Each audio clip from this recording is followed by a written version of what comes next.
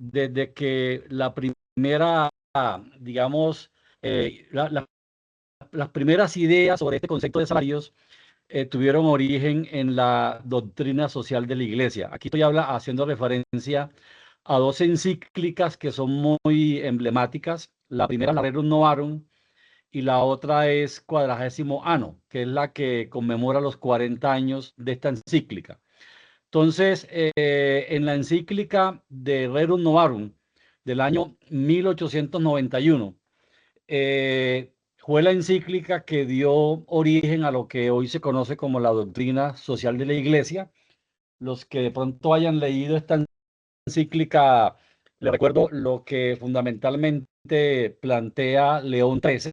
Recordemos que el Papa de hoy, León XIV, asume su nombre dándole como una continuidad a la política, digamos, laboral y social de León XIII. Es decir, es un papa que con seguridad va a expedir algunas encíclicas sobre temas del trabajo y creo que va a estar muy ligado al tema de inteligencia artificial, porque ya lo ha mencionado.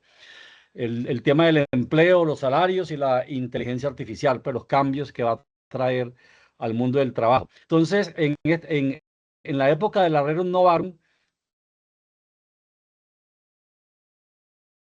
la industrial. Y en esa época era lo que se conocía en economía como el capitalismo salvaje, el capitalismo liberal. No habían derechos laborales, no habían sindicatos, no existía, digamos, edad mínima para trabajar, trabajaban niños, mujeres, adultos, la accidentalidad laboral y la mortalidad en el trabajo era muy alta, las jornadas laborales eran de 15, 16, 17 horas, pero no a qué hora se salía. Estamos en un contexto bastante precario para los trabajadores a finales del siglo XIX. Entonces, esta encíclica salió en ese contexto, 1891.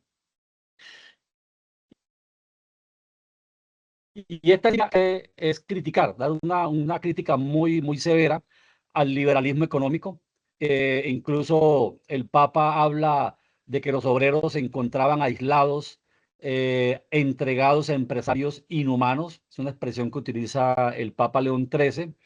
Y hace una crítica a que la especulación, digamos la usura, incluso él habla de la voraz usura, empeoró lo que ya estaba mal. Entonces, la usura que tiene que ver mucho con la especulación, tiene que ver con las tasas de interés muy altas.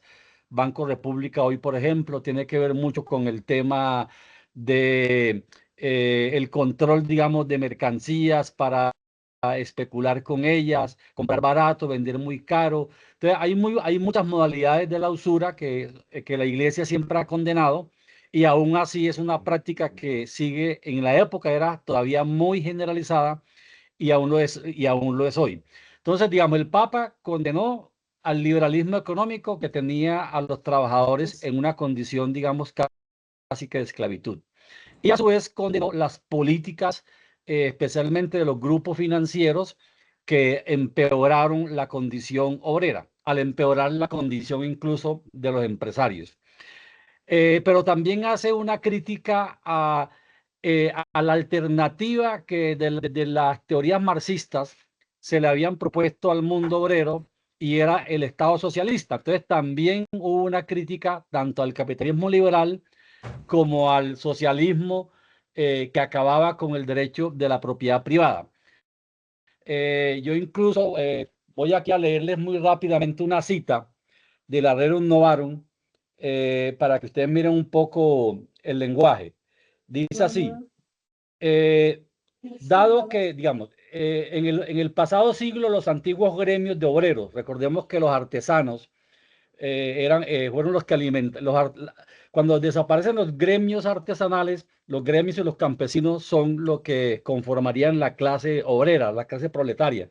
Entonces, aquí el Papa está hablando, destruidos en el pasado siglo los antiguos gremios de obreros y no habían habiéndoseles dado en su lugar defensa alguna por haberse apartado las instituciones y las leyes públicas de la religión de nuestros padres, poco a poco ha sucedido hallarse los obreros entregados solos e indefensos por la condición de los tiempos, a la inhumanidad de sus amos y a la desenfrenada codicia de sus competidores.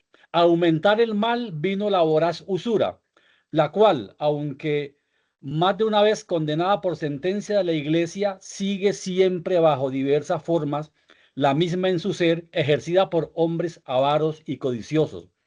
Júntase a esto que la producción y el comercio de todas las cosas está casi en manos de pocos, de tal suerte que unos cuantos hombres opulentos y riquísimos han puesto sobre la multitud innumerable de proletarios un yugo que difiere poco del de los esclavos.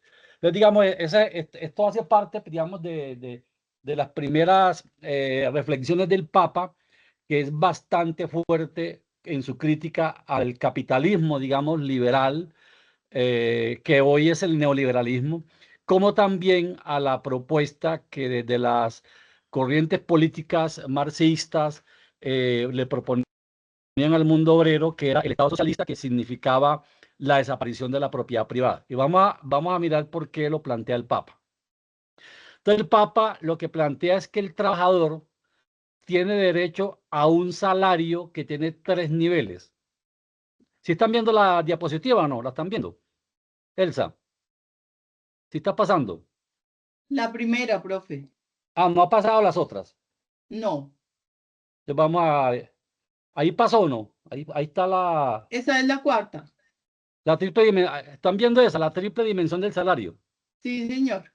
Bueno, entonces estamos viendo aquí que el Papa planteaba, León XIII, que el salario debería tener 3 niveles. Uno, que el salario permitiera que el trabajador viviera dignamente y reponer sus fuerzas tras la jornada de trabajo.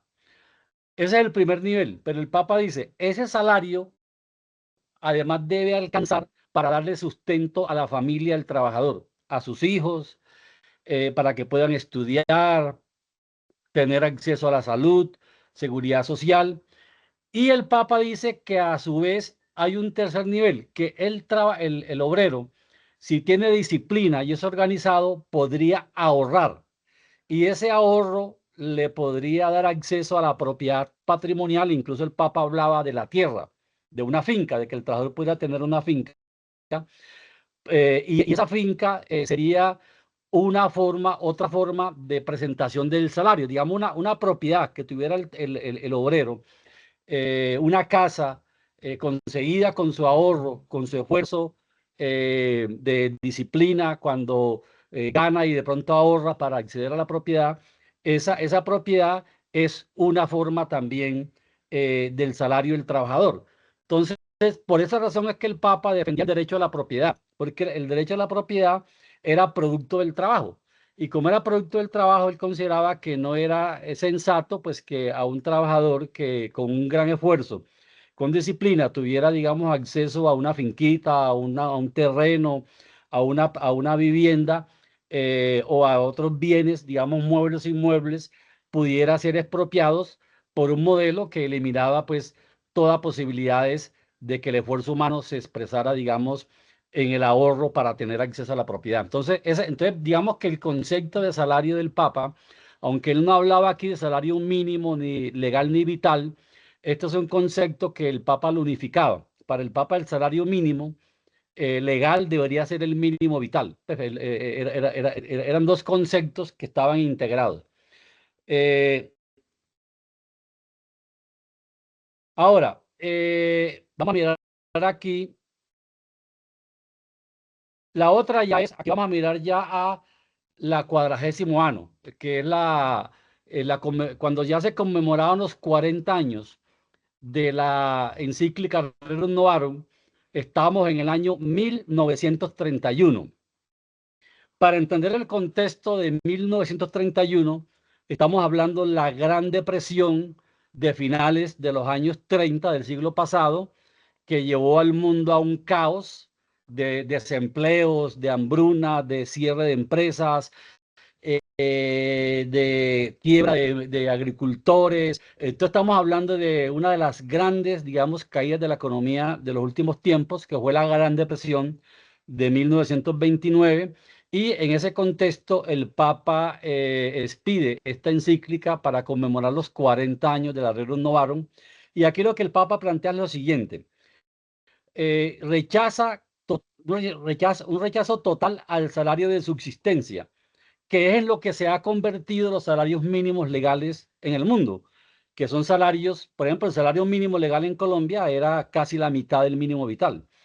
En segundo lugar, lo que plantea el Papa es que el salario debe cubrir las necesidades domésticas ordinarias y por otra parte el Papa lo que plantea es que los trabajadores deberían tener participación en los beneficios de la empresa, digamos, en las utilidades y en la administración también de las empresas, que son conceptos que incluso en algunos países como Alemania se lograron desarrollar después de la Segunda Guerra Mundial, y es el derecho a ser parte de las juntas directivas de las empresas. Entonces, aquí estamos hablando de otros elementos que complementa el Papa.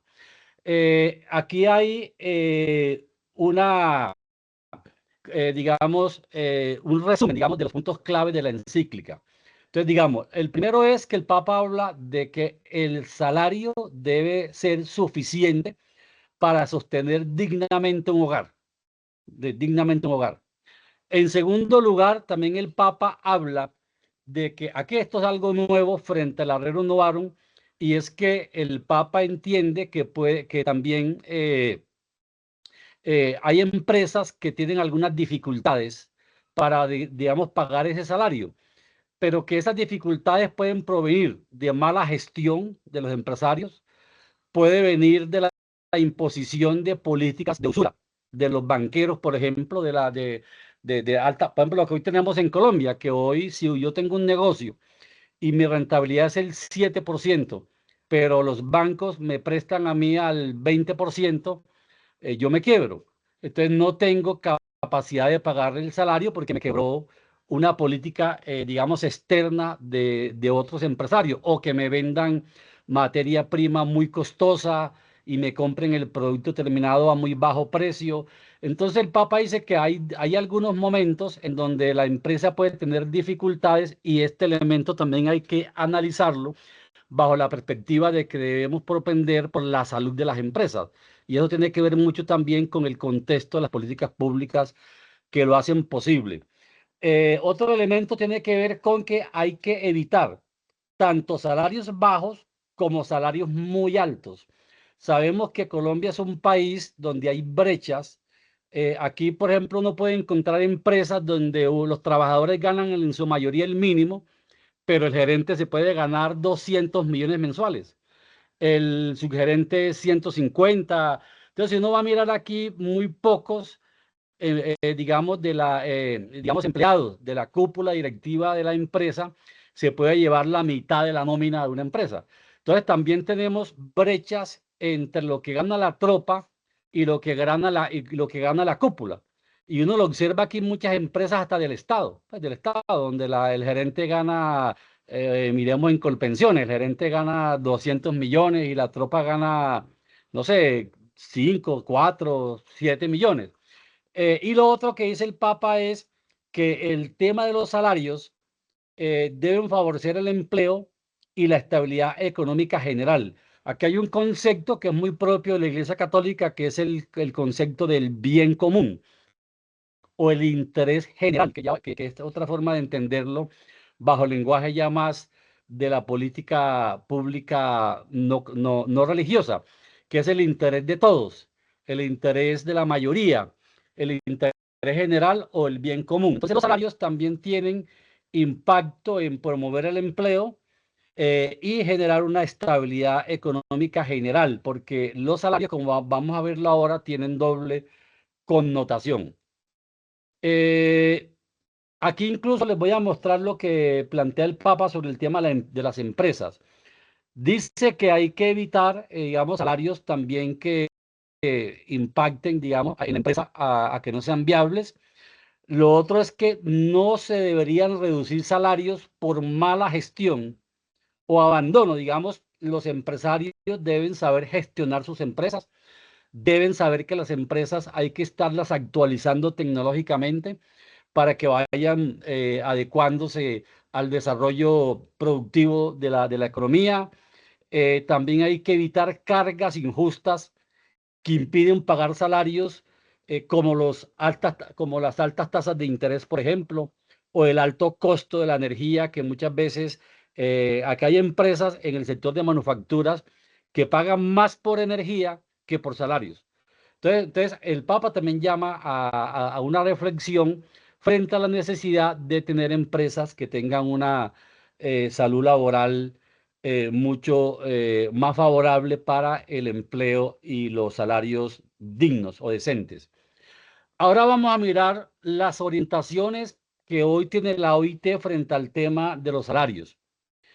En primer lugar, la OIT considera que la política salarial de salarios mínimos está en coherencia con los objetivos de desarrollo sostenible de la Agenda 2030, especialmente el objetivo número 8, que habla de crecimiento económico y trabajo decente, y el ODS 10, que busca reducir la desigualdad, centrando esfuerzos en el 40% más pobre.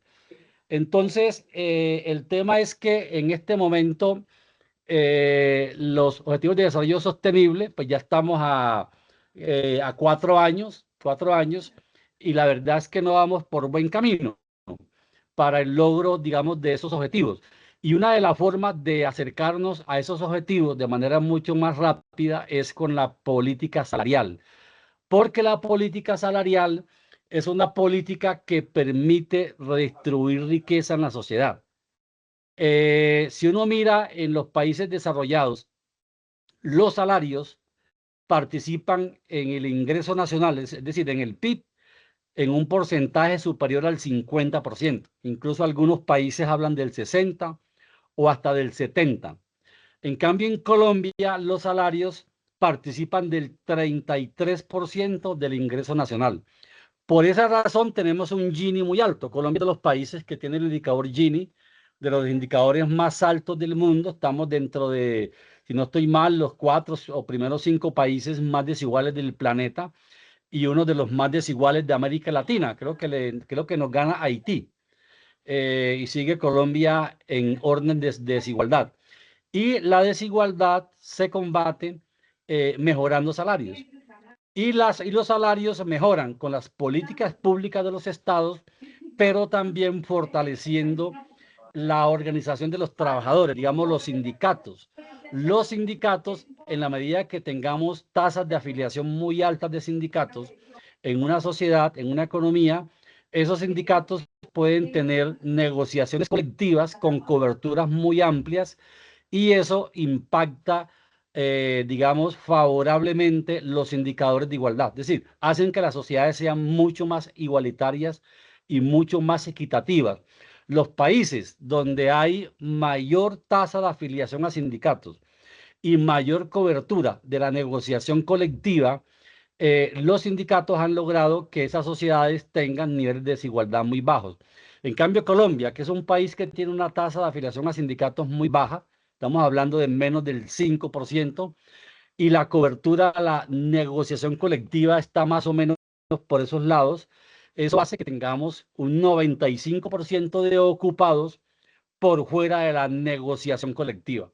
Y la riqueza obviamente no se distribuye de manera igualitaria, de manera equitativa, que es lo que posibilita el accionar colectivo de los sindicatos. Entonces, básicamente la política de salarios mínimos y la política salarial como marco global de esta política son, digamos, políticas fundamentales para el logro de los objetivos de desarrollo sostenible de la Agenda 2030 de Naciones Unidas.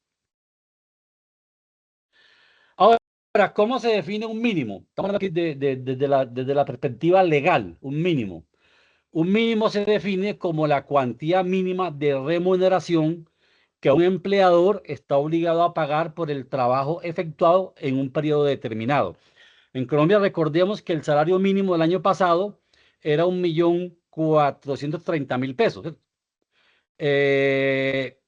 Ese salario mínimo no es igual al salario mínimo vital, que eso vamos a mirarlo ahora. El salario mínimo vital en Colombia era mucho mayor que el salario mínimo legal. Y eso se concluyó a partir de un estudio que hizo, digamos, la OIT.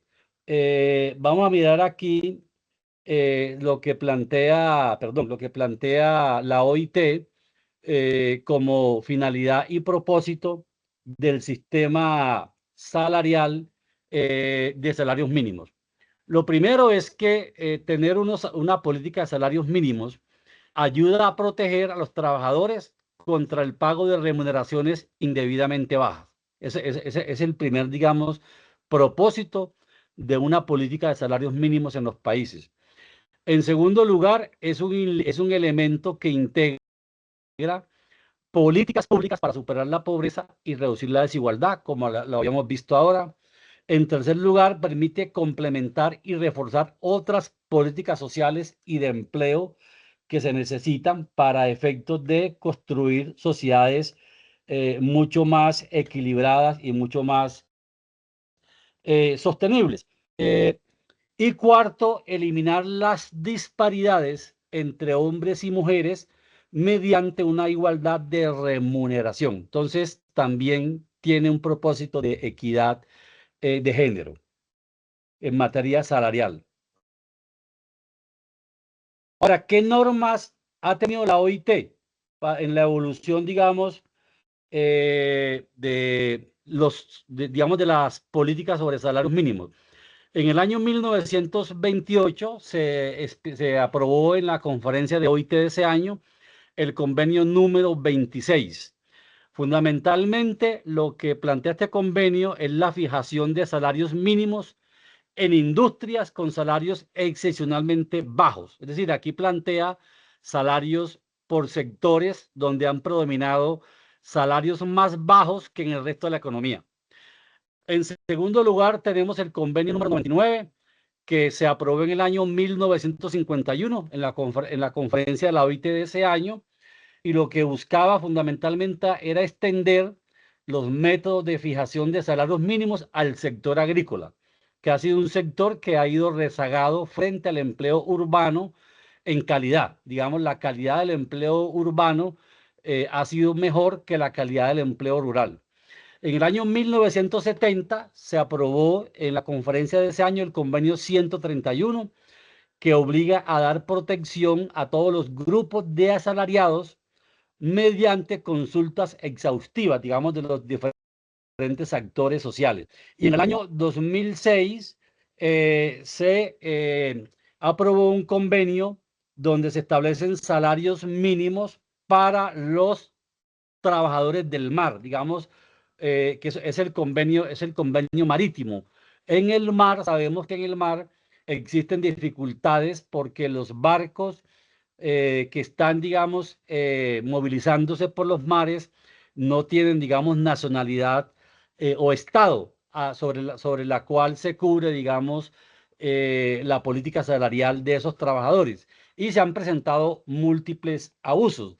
Entonces, este convenio lo que intenta es ir hasta digamos, sectores que van más allá de los estados nacionales y trata de cubrir las actividades económicas que están excluidas por las regulaciones de los estados nacionales. Ahora, ¿qué plantea el convenio 131? Ahí están pasando las diapositivas, Elsa, ¿cierto? Sí, sí, señor. Bueno, listo. Bueno, el convenio 131 es un convenio muy importante en este tema. Entre los elementos, digamos, que dice este convenio, que deben tenerse en cuenta para determinar el nivel de los salarios mínimos, deberían incluirse en la medida que sea posible y apropiado, de acuerdo con la práctica de cada país, la condición de cada país, dos elementos, dos principios. El primero son las necesidades de los trabajadores y de sus familias. Entonces, este es un concepto pues, muy cercano pues, a lo que plantearon las encíclicas de León XIII y de Pío XI. Básicamente, lo que se busca es que los salarios de cada país se tenga en cuenta el costo de vida, que también incluye la parte prestacional en materia de seguridad social. Y desde luego, estos salarios también deben estar asociados a los niveles de vida relativo de otros grupos sociales. Y en materia de factores económicos, debe incluirse la productividad. Yo creo que este es un concepto clave en la economía, digamos el concepto de productividad y la conveniencia de alcanzar y mantener un alto nivel de empleo. Ahora, los salarios, vamos a mirarlo ahora, tienen una connotación más allá del costo, pero es muy importante entender que la forma adecuada para que los empresarios reduzcan, digamos, el impacto de los salarios en los costos de producción es mejorando la productividad. Por ejemplo, si yo tengo una tecnología que me permite producir 100 camisas en una hora, por ejemplo, con un trabajo determinado, si yo involucro una tecnología más avanzada y yo en la misma hora ya no fabrico 100 camisas, sino 1000 camisas, obviamente que el costo de los salarios de los trabajadores disminuye. Incluso yo puedo aumentarle ostensiblemente los salarios a esos trabajadores y el impacto en los costos de producción es menor que cuando se producían 100 camisas. Entonces, yo puedo aumentar los salarios 20% a los trabajadores que tienen una tecnología nueva que me fabrican más camisas por hora y realmente si vamos a mirar el peso de esos salarios en los costos de producción son menores que cuando teníamos una tecnología que permitía producir 100 camisas en una hora. Entonces, digamos, la productividad es el concepto clave en la economía. Y la productividad, hay dos variables que son fundamentales. Una ya la mencioné, que es la tecnología. La otra variable es la infraestructura económica. Un país que tiene una buena infraestructura económica, es decir, tiene ferrocarriles, carreteras de alta velocidad, puertos eficientes, aeropuertos, canales, túneles, distritos de riego, hidroeléctricas, energía de alta densidad, eficiencia. Entonces, digamos, si tenemos una infraestructura económica que es eficiente, que genera energía de calidad densa y muy barata, y permite que el transporte de las personas y las mercancías sea a muy bajo costo, eso hace que la productividad de la economía se eleve. Entonces, digamos, si yo tengo una mayor eficiencia en la infraestructura, que es la correa de transmisión de la economía, y en la tecnología que permite al trabajador producir más con menos esfuerzo, eso fundamentalmente es determinante en que yo puedo pagar mejores salarios, pero los salarios pesan cada vez menos en los costos de producción de cualquier bien o servicio. Entonces, digamos, la estrategia, digamos, para uno reducir costos no es bajar salarios, es mejorar productividad en economía, productividad económica.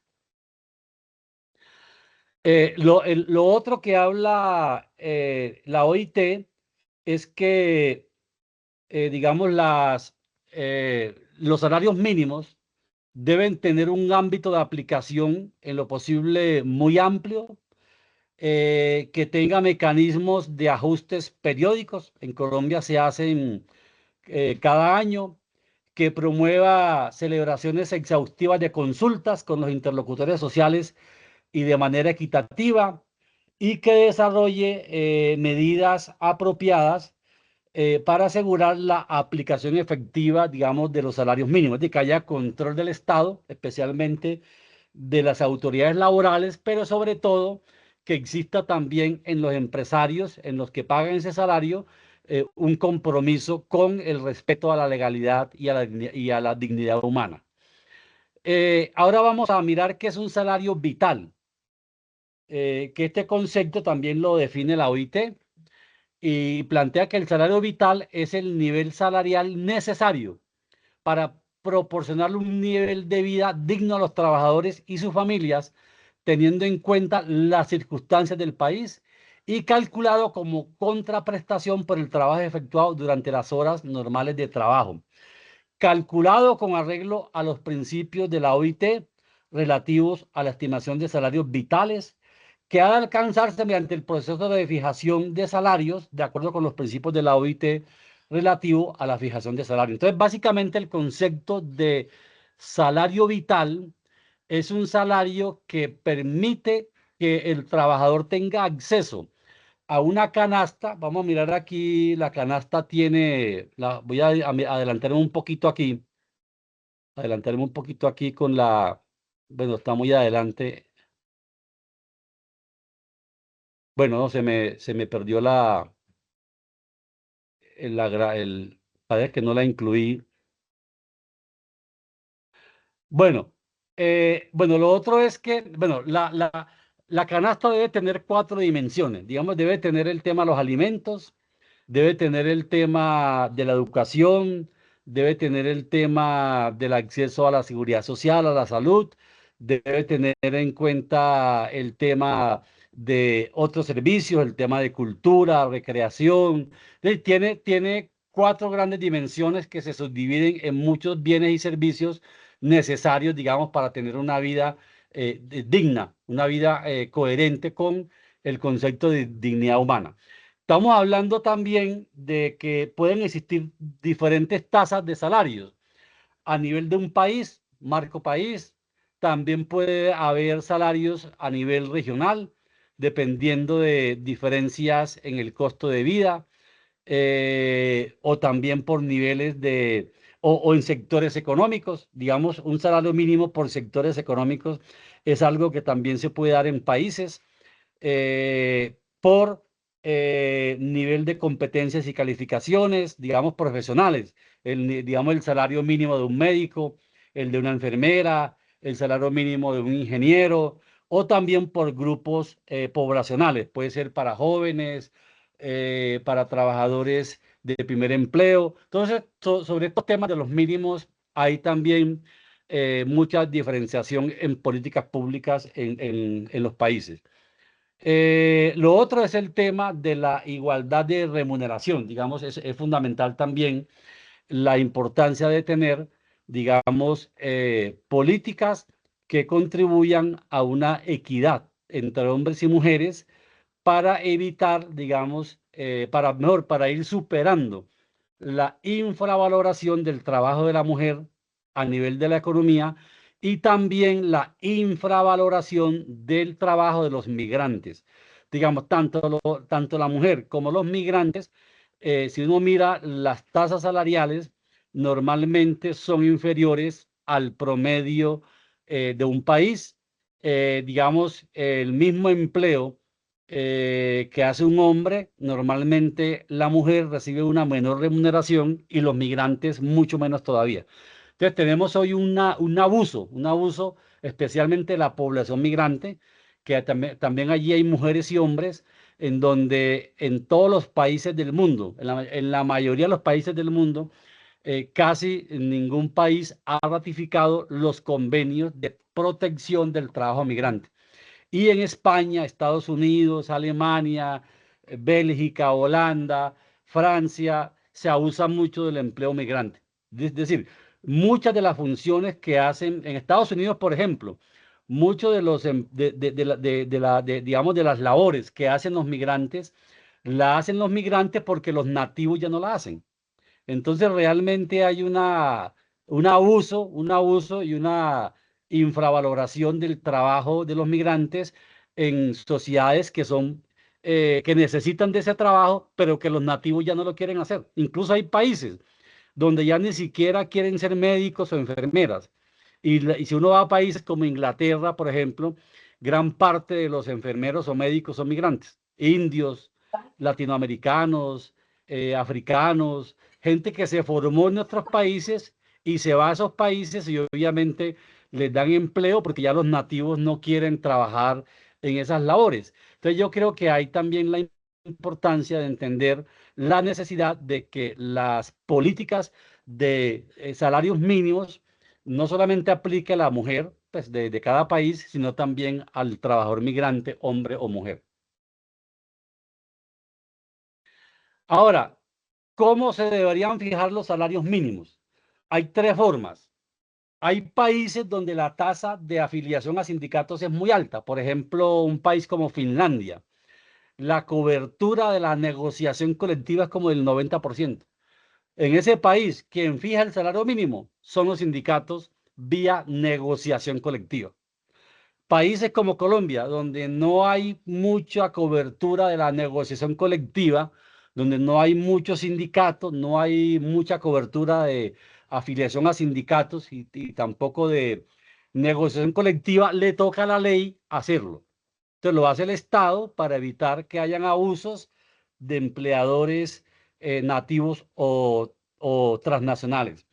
Y obviamente esa fijación muchas veces está precedida de consejos tripartitos, que en Colombia es la Comisión Nacional de Políticas Laborales y Salariales, que establece la constitución política y se regula por una ley que es la que define todos los años el salario mínimo. Entonces, básicamente está negociación colectiva, el Estado mediante decreto y obviamente precedido en la mayoría de los casos por negociaciones previas que si dan fruto, no es necesario que el Estado haga uso de su facultad, de su potestad de establecer este salario, si no lo hacen los actores directamente involucrados, que serían los sindicatos y los empresarios y las agremiaciones de empresarios. Ahora, cuando se habla ya de los actores sociales, la OIT señala que las consultas entre interlocutores tiene que ver con intercambio de información, pero es mucho más que eso. En segundo lugar, ayuda a la autoridad competente en la toma de decisiones informadas.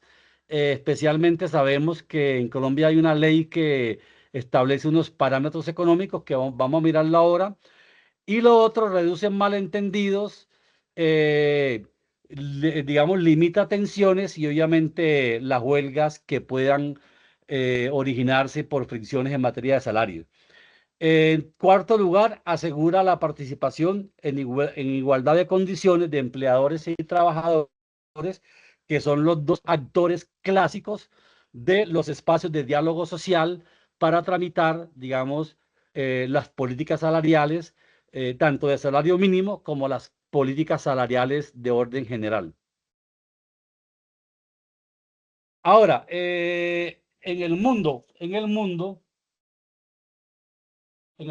encontramos que en el 90% de los países del mundo eh, hay salarios mínimos y en 10 establecidos por los estados, y en el 10% hay salarios mínimos establecidos por negociación colectiva. Estamos hablando de que en el mundo, en el 2015, habían 186 países, creo que hoy son 190, que hacen parte de la OIT.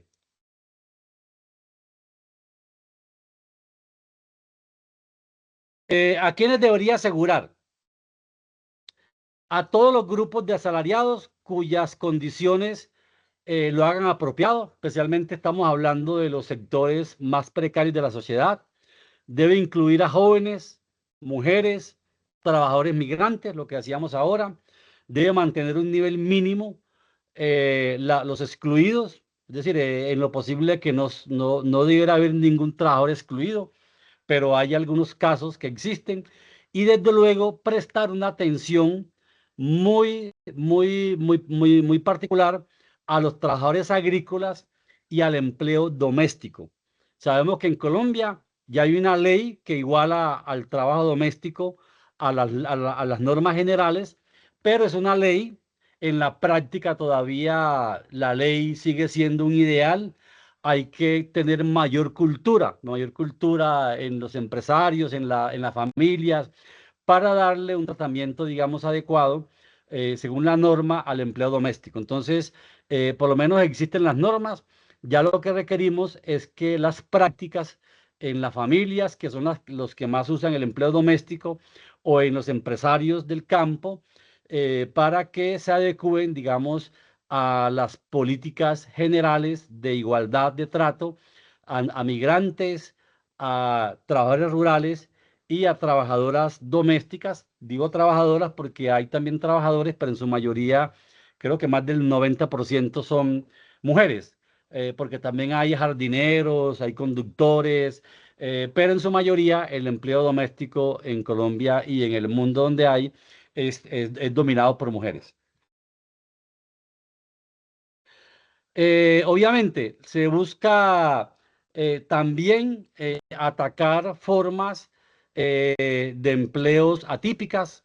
Sabemos que en Colombia hay a veces también formas encubiertas de empleo, de relación laboral, se encubre bajo figuras de contratación civil. También se usa mucho el tiempo parcial, los contratos de duración determinada, y obviamente la economía informal, que obviamente no tienen empleadores y obviamente allí no hay salarios mínimos. Lo que propone la OIT es que deben existir políticas públicas para hacer una transición progresiva a la economía formal. Es decir, que hay una recomendación que es la 204 que habla de estas políticas que deben tener los gobiernos para ir, digamos, haciendo tránsito de lo que en Colombia hoy este gobierno incluso denomina la economía popular, que son los pequeños negocios, restaurantes o pequeños negocios callejeros. Entonces, todo esto también va orientado a que estos negocios mejoren en productividad, en agregación de valor, que tengan apoyo con tasas de interés muy bajas, que hayan también contrataciones con el Estado para que ellos también puedan participar, digamos, de la venta de servicios y productos que son requeridos por el Estado y que muchas veces los tienen concentrados las grandes empresas. Entonces, básicamente es también una mirada hacia formas atípicas de empleo y desde luego la del sector informal de la economía. Ahora, cuando se habla de fijación y ajustes de los niveles, tenemos las siguientes consideraciones. La primera es tener en cuenta, digamos, las necesidades sociales de la gente, digamos, lo que ellos requieren para vivir, entendiendo que no es solamente la alimentación, sino también la parte social, la recreación, la cultura, la educación, el cuidado de los hijos, todo esto. Hay factores económicos, ya hablamos de la productividad, los requerimientos del desarrollo. Incluso en Colombia se habla también de la participación de los salarios en el ingreso nacional, de la evolución del PIB. Lo otro tiene que ver con tener, digamos, equilibrios en la política salarial donde no hayan brechas muy altas entre los salarios de la tropa y los salarios, digamos, de la cúpula en las empresas, tanto públicas como privadas. Básicamente, en materia, digamos, de ajustes, los datos que se utilizan, el más usual es el de inflación, que puede ser tanto la causada, que es la que permite mantener la capacidad de compra de los salarios, como la productividad, que es lo que permite que yo pueda aumentar salarios sin que impacte en mayores costos. Y lo otro es la relación que debe existir entre el salario mínimo y el salario del trabajador medio, lo que llamamos la mediana. Aquí vamos a mirar más adelante esa relación en algunos países. Ahora, ¿cuál es la periodicidad? La periodicidad en los ajustes. Como dijimos, en Colombia los intervalos de ajuste de salarios mínimos son anuales, y desde luego de la mayor parte de la política salarial del país. Hay algunos países que hacen ajustes cada mes, cada 6 meses, especialmente para ir ajustando por inflación en la medida que ésta se va acumulando. Hay incluso países, creo que Francia tiene este mecanismo, que cuando la inflación supera el 2%, hay un ajuste automático de los salarios, y también permite eliminar incertidumbres frente a la regularidad que debe tener el ajuste de los salarios en el tiempo. Aquí le estoy mostrando un gráfico porque eso también en Colombia se debate mucho. En Colombia, uno de los argumentos que utilizan los que se oponen al incremento del salario mínimo, como lo hizo este gobierno el año pasado, es que la mediana de los salarios está muy cerca del salario mínimo. Estamos mirando aquí, por ejemplo, 6 países. Estos 6 países lo que me muestra es que, digamos, Francia y Reino Unido, por ejemplo, que son los que están más al centro, digamos, de estos círculos. Francia y Reino Unido muestran una relación más alta, digamos, el salario mínimo está más cerca del salario típico de la economía, igual que Colombia, pero la diferencia es que el salario medio de la economía es muy alto y obviamente el salario mínimo es mucho más alto. En Colombia tenemos un salario mínimo muy cerca del salario medio, pero el salario medio es muy bajo. Y eso lo demuestra la participación de los salarios del país en el ingreso nacional. En el caso, digamos, de Estados Unidos y España, están en un nivel intermedio, y en el caso de Japón y México presentan una relación más baja. El salario mínimo está bastante por debajo del salario medio. Hay una brecha muy alta.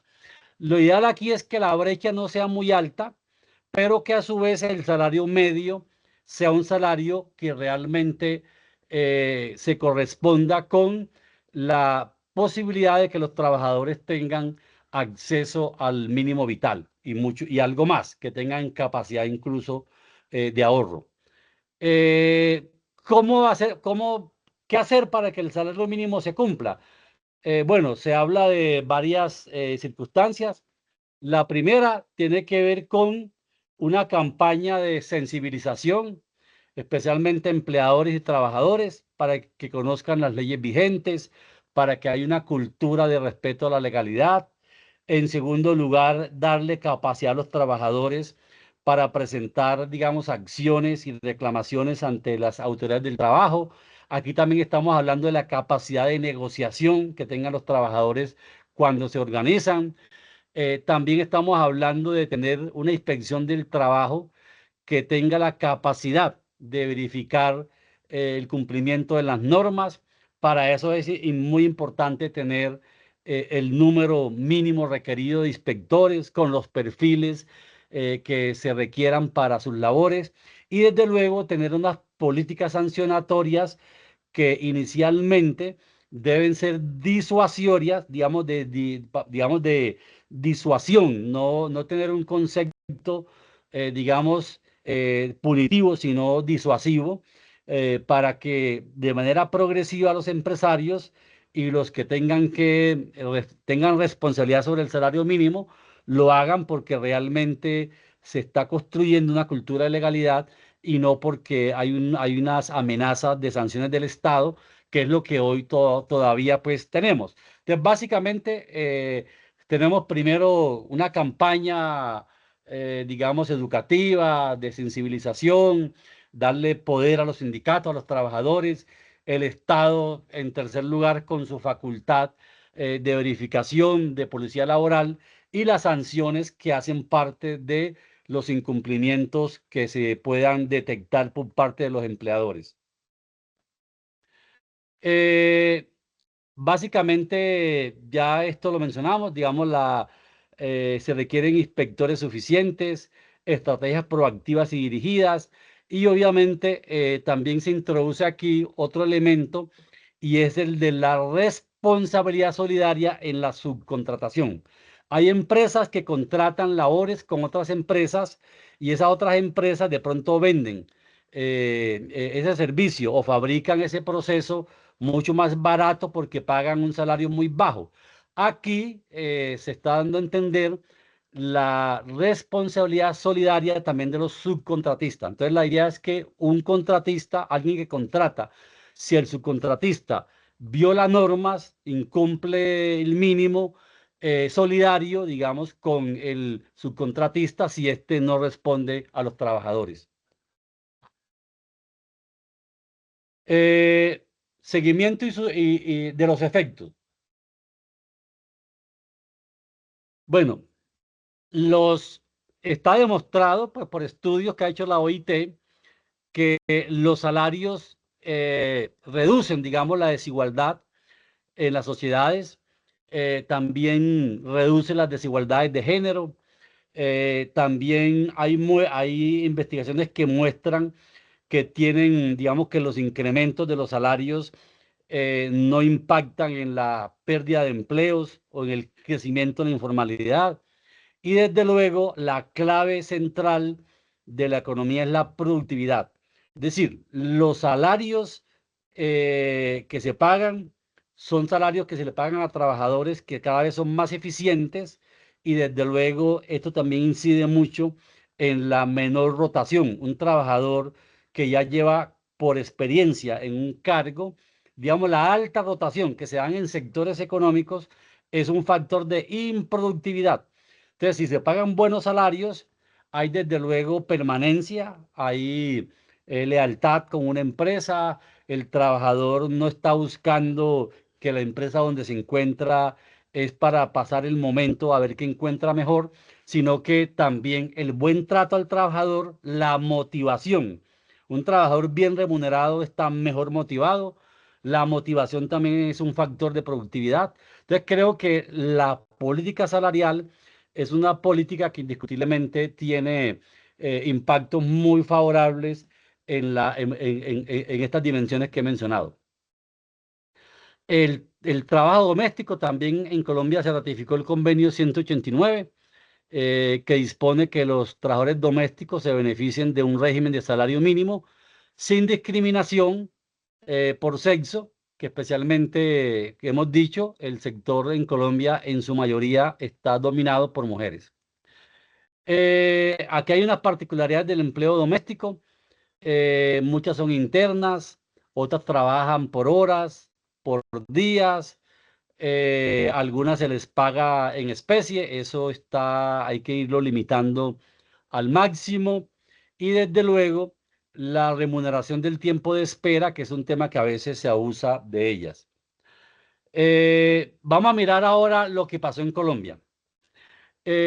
Como todos sabemos, el gobierno hizo un incremento del salario mínimo el año pasado del 23%. El gobierno hizo, digamos, alusión fundamentalmente para este incremento a un estudio que hizo la OIT, que calculó que el mínimo vital en Colombia era de 3 millones de pesos para una familia de 4 personas. Y como en Colombia en promedio trabaja por cada familia 1,5 personas, ese salario mínimo vital se podría adquirir en una familia con un salario mínimo de 2 millones. En Colombia el salario mínimo quedó en 2 millones, sumando la remuneración básica más el auxilio de transporte. Entonces, si un trabajador de tiempo completo gana 2 millones y uno de medio completo gana 1 millón, ahí están los 3 millones, que es, digamos, el salario mínimo vital, que fue el cálculo que hizo la OIT para Colombia. Entonces, hay que recordar lo siguiente. El salario fundamentalmente tiene doble naturaleza. El salario es un costo, pero es también fuente de demanda en la economía, ¿sí? En segundo lugar, el salario mínimo vital está asociado a la dignidad de la persona y a la justicia social en el Estado. Y desde luego tiene un impacto directo. Cualquier decisión sobre el tema de salarios define cómo vive la gente, si vive bien o vive mal. Aquí están, digamos, las necesidades básicas para ese salario vital: vivienda, alimentos, salud y educación y otros bienes esenciales. Y aquí está el cálculo de la OIT, que para el caso de 4 miembros, incluso era un poquito más, 2.147.000, pero básicamente se llevó a 2 millones. Entonces tenemos que para el año pasado, para este año, el salario mínimo quedó en 1.750.000, con un incremento del 23%. Y desde luego sabemos que estos salarios pueden tener algunas dificultades en los pequeños negocios, por lo que hoy el Ministerio de Hacienda y el gobierno han anunciado algunas políticas de apoyo en materia de créditos a las pequeñas empresas para mitigar, digamos, el impacto en los costos, porque puede ser que en las empresas muy pequeñas los costos laborales pesen mucho en los costos de los servicios que tienen estas empresas. Entonces, el fallo que conocimos es un fallo que fundamentalmente ataca, digamos, la parte formal del decreto, no va al fondo, digamos, del decreto, sino que exige que el gobierno explique mejor cómo ponderó los parámetros económicos de la ley 278 del 96. Entonces, básicamente es un fallo que no ataca, digamos, el incremento en sí mismo como algo inconstitucional, sino como que si el gobierno no hubiera dado cumplimiento al artículo octavo de la ley 278 del 96. Entonces, qué dijo el Consejo de Estado? Bueno, los pagos que ya se han hecho, esos pagos no se pueden devolver. En segundo lugar, no hay devolución en la parte prestacional. Y la ley protege que no se puede rebajar los salarios al que ya se le hizo el incremento. Entonces, es algo que ya está, digamos, es un derecho que estableció un decreto que ya está ejecutado en el país. En este momento, lo que está en debate es lo siguiente. Tenemos una constitución política que fue en lo que se fundamentó el gobierno. Estamos hablando del artículo 53, que habla de la remuneración mínima vital y móvil. Estamos hablando de convenios de OIT que hacen parte de la constitución política. Estamos hablando aquí de lo que se llama el bloque de constitucionalidad y estamos hablando de una ley que fue en la que hizo énfasis el Consejo de Estado porque supuestamente no ve muy clara la relación de los parámetros que están en la ley con la decisión del 23%. Ahora, ¿qué es lo que dice en Colombia la ley y la Corte Constitucional? Digamos, en materia económica está, digamos, el IPC, que es tanto el IPC causado como el proyectado. Estamos hablando de los salarios, cuánto participan los salarios en el ingreso nacional y cómo se comporta el PIB. Ese es el artículo octavo de la ley 278. Y también se habla de la productividad laboral y la productividad total de los factores, artículo 8 de la ley 278 del 96. Y estamos hablando del mínimo vital y móvil, que es el artículo 53, es una sentencia de la Corte, ahí la estoy mencionando, la 815 del 99, y estamos hablando también de sentencias que dicen que tienen que también tener en cuenta el artículo 25, que es protección del trabajo, y el artículo 333 que habla de la función social de la empresa.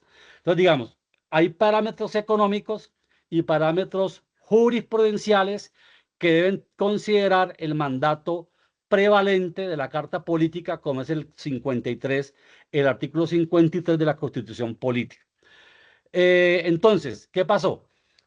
Una vez conocido el fallo de la Corte, digamos, perdón, del Consejo de Estado, el 12 de febrero, domingo, digamos, el 12 de febrero se conoció el auto, el 15 de febrero hubo una alocución presidencial donde ratifica, digamos, que va a mantener ese 23%, convoca para el 16 de febrero a las centrales obreras y a los empresarios y ratifican ese 23%. La ANDI dice que ya eso es un hecho cumplido, eso no se puede quitar, que eso hay que ratificarlo, y lo que hace la Comisión de Concertación es ratificar el 23%, y desde luego pues se convocaron para el día de hoy unas movilizaciones también para darle respaldo, digamos, a ese incremento. Entonces, ¿qué es lo que viene ahora? El gobierno, desde luego, va a expedir un decreto que en este momento, además de que puede mejorar la argumentación constitucional, ya tiene algo a favor y es el consenso de empresarios y trabajadores en la Comisión de Concertación. Pero en el tema de retos salariales de Colombia, hay varios. Yo creo que el debate del porcentaje del 23% es algo que hay que superarlo y entender que Colombia es un país que tiene muy bajos niveles de productividad. Este es un tema que hay que abordarlo. Este es un país que tiene infraestructura económica muy eficiente. Este es un país que tiene tasas de interés muy altas, peajes, energía, todo esto. Y una tributación también que es plana, paga la misma tributación una empresa pequeña que una grande, que una multinacional. Aquí también necesitamos mejorar en tributación, que tengamos una progresividad en la tributación de las empresas. Una empresa pequeña, digamos una microempresa que pague el 10%, una mediana el 15%, una pequeña, perdón, una pequeña el 15%, una mediana el 20%, una grande el 30%. Básicamente tener una tarifa que sea progresiva. Entonces necesitamos productividad, reducir costos de energía, de tasas de interés, peajes y tener una tributación que sea mucho más progresiva. Y esperar pues, que el decreto resuelva este problema ratificándolo en la idea de que lo importante es que hoy ya estamos sobre un hecho cumplido y lo que necesitamos es mirar para el futuro y desde luego garantizar que Colombia, además de los incrementos salariales que se han hecho, entienda que la sostenibilidad de esta política salarial solamente es posible si hay mejoras sustanciales en la productividad de la economía, que es una productividad excesivamente baja. Entonces ya se cumplió la hora, son las 4:04. Dejo aquí, si hay alguna pregunta, estoy dispuesto a responderla, a escucharla. Entonces, Elsa, no sé si tú tienes allí el control de la... Sí, profe, pero no veo ninguna mano levantada. De pronto, si algún compañero quiere hacer una pregunta.